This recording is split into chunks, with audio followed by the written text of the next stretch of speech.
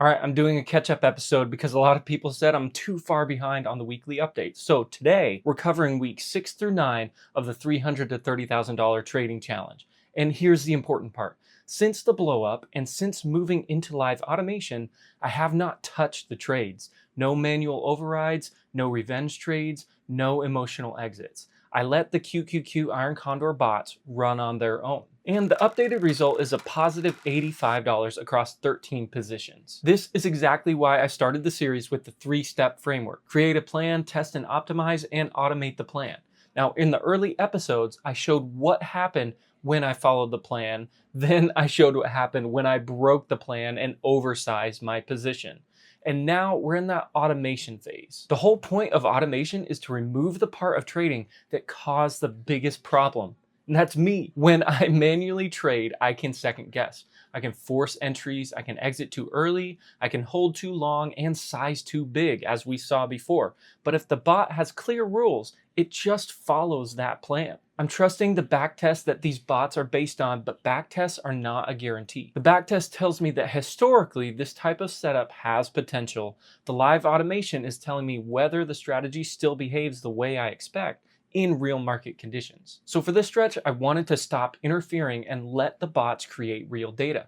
Because if I keep changing things every time I see a red trade, I'm not testing a system, I'm just trading emotionally with automation kind of mixed there in the middle. So here's the updated results from June 21st to July 18th. Closed P&L a positive 85. Average P&L per day is $5. Total positions 13. There were 9 winners and 4 losers. And that gives me a win rate of 69.2%. Profit factor was 1.50. Average P&L per trade is $7. Average winning trade was 28.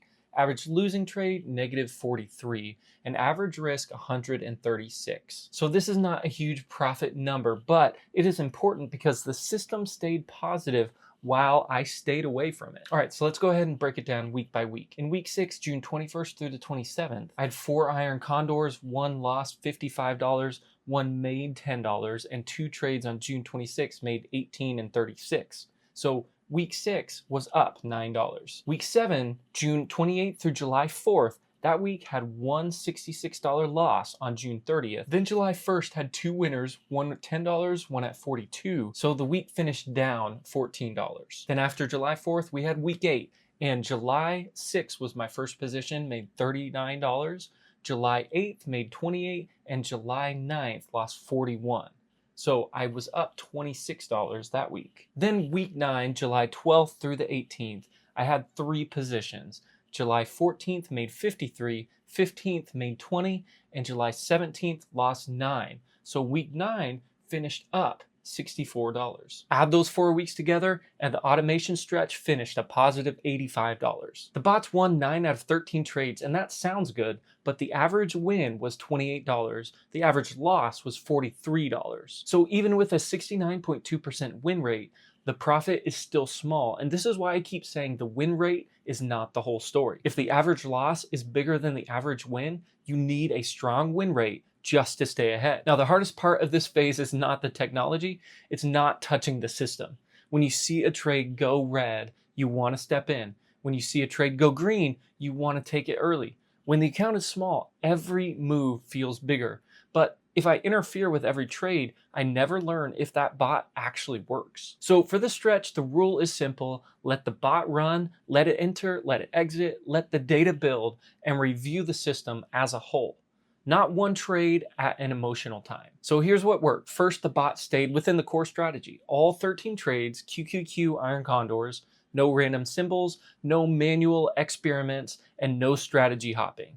Second, the account stayed alive. After week 3, that matters. And third, the system produced a positive result while being hands-off. And then fourth, the trade frequency stayed controlled. 13 positions over this catch-up period is not over trading at all. Now, here's what needs a little bit of work still. Number 1, the average loss is still larger than that average win.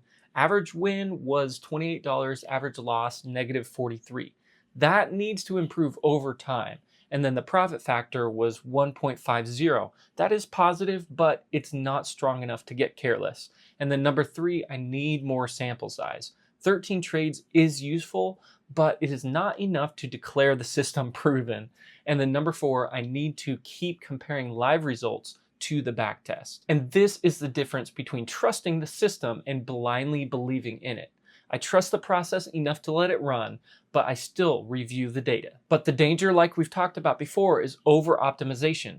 If I change the rules every time I see a red trade, I'm not improving the system, I'm curve-fitting my emotions. So my review process is let the bot run, collect enough trades, compare the results, and then decide if something actually needs to change. So going forward, here is what I'm watching: the average winner versus average loser, profit factor, max loss, number of trades, whether the bots follow the entry rules, and whether the exits trigger correctly. Then I'm also looking at if the strategy behaves differently in different market environments, because we are going through some different market environments this summer. So this is a great time for this bot to be tested to see whether it's going to hold up or not. Since the blow up and since starting automation, I have not touched anything. I let the bots run, and the updated result is a positive $85 across 13 trades. Not flashy, but controlled. And after blowing up the account earlier, controlled is exactly what I want. If you want to continue to follow along on this $300,000 to $30,000 trading challenge, go ahead and hit subscribe, and I'll see you in the next episode.